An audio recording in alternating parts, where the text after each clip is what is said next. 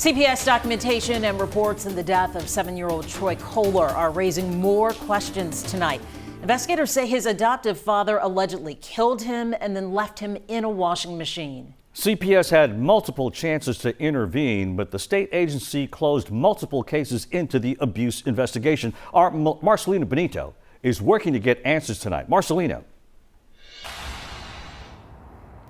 Guys, CPS is simply refusing to answer any of our questions. So today we turned our attention to Texas lawmakers to ask them how this could happen to this child and what can be done to make sure it does not happen again. As we approach the start of a new legislative session, lawmakers vowing to zero in on CPS and how to protect our children. But when asked about the failures that led to the death of 7-year-old Troy Khoeler, overwhelming silence. Our public officials need to have the courage to say, we're going to do more, we're going to step up on this issue. We reached out to Governor Abbott and every member of the State Senate Special Committee on CPS.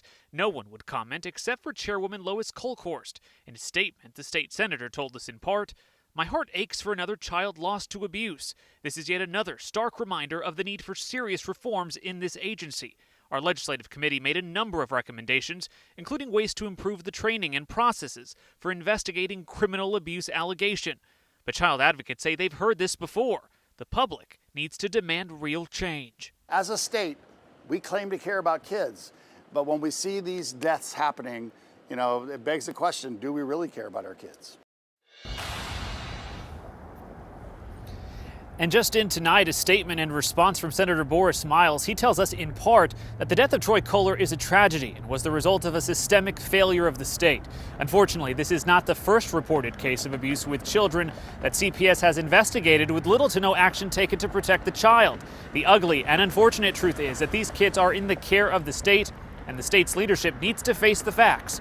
CPS is broken, and we need to tear it down and rebuild it. We will have both of these state senators' statements in full on KHOU.com shortly. As for the suspects in this murder case, they are both due back in court in February.